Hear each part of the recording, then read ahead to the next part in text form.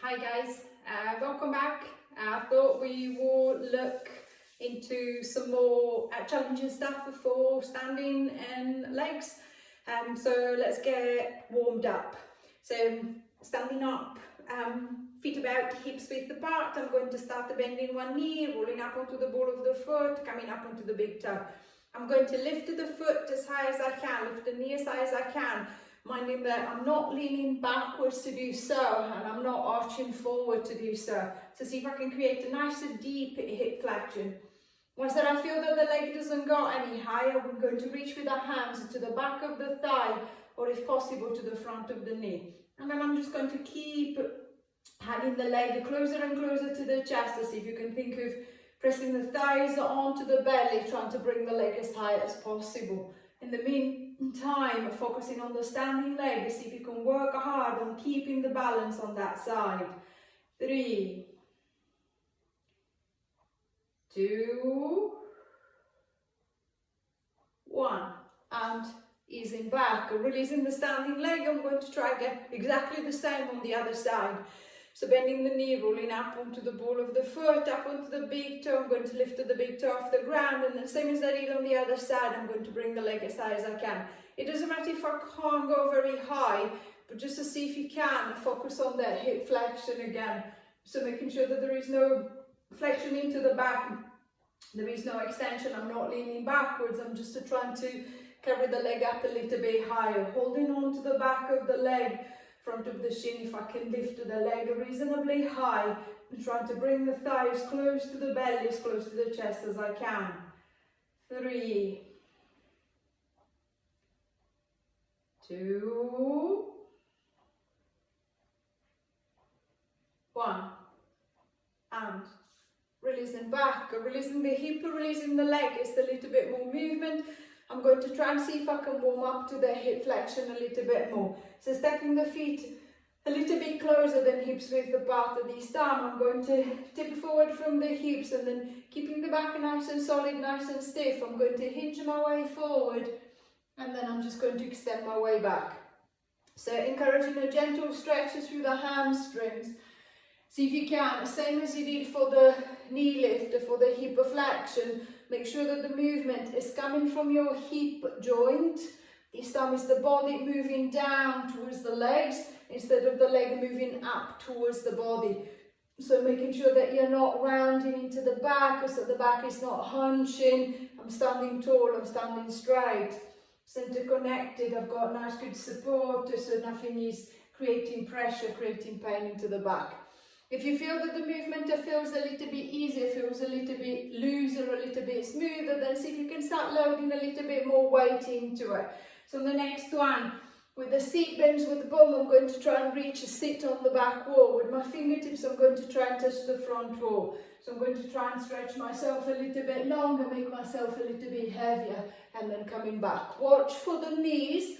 Making sure that, especially if you've got the tendency to hyperextend the knees, you're not slamming them back. The knees are soft. If I want to bend them, I should be able to do so. And then easing back. 3 more times. So see, flexing forward and coming back. Just is lifted. See if you can keep looking straight forward, straight ahead, but making sure that nothing is pinching into the neck. Last one, I'm going to hold it there. It's reaching as long as you can. 5, 4, 3, 2, 1, and easing back. Releasing the legs, releasing the hips. Just a little bit more length through the hamstrings as well. I know how far I can go into the hip flexion. So I'm not expecting a massive movement if I felt that my hamstrings are quite tight. I'm expecting a good lift if my balance is good enough and my hamstrings are loose enough. So same as before, I'm just going to bend one knee, roll up onto the ball of the foot to come up onto the big toe. I'm going to go back into that deep hip flexion, and then I'm just going to try and put the two together. Walking the hands down along the shin, see if you can reach and grab hold of the foot. The side of the foot, inside of the foot. If you rather 2 fingers around the big toe, I'm just going to grab hold of the big toe, and then I'm going to extend the leg to the front. Stretching the leg as far as I can. If the hamstrings were tight, I'm not expecting the leg to go straight, but I'm trying to extend it as much as I can.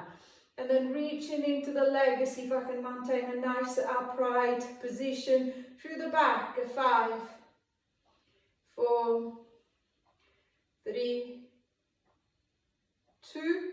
On the last breath, I want to keep the leg exactly where it is, letting go with the arm. Hold it there. 3, 2, 1. Lifting a little bit higher. And then easing the leg down. Relaxing the hip, releasing the leg. I'm going to try exactly the same thing with the other side. So bending the knee, rolling up onto the ball of the foot, coming up onto the big toe. See if I can bring the leg as close to the chest as possible. Walking my hands down the front of the shin, onto the foot, onto the leg.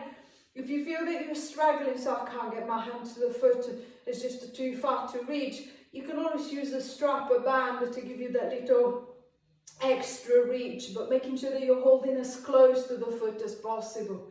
So once you've got hold of the foot, the same as before, I'm just going to drive the leg forward, reaching it out as far as I can, lengthening through the back of the leg, lifting through the chest, standing tall in that position.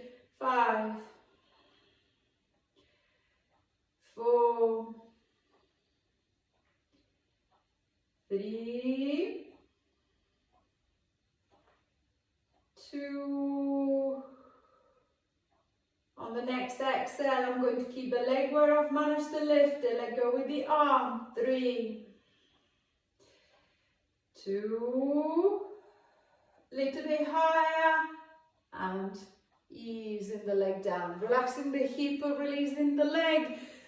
Relaxing through the hips, releasing through the knees. This is a little bit more control there. I'm going to try one more time.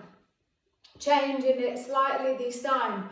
I'm going to go back to the first leg, second time around or third time around. Balancer should be feeling a little bit steadier. I know how far I can go with the arms. I'm going to reach and grab a hold of that foot, 2 fingers, one hand, both hands, onto the foot, and then I'm just going to extend the leg as far as I can. This time, instead of standing as tall as possible, I'm going to try and lean forward over the leg.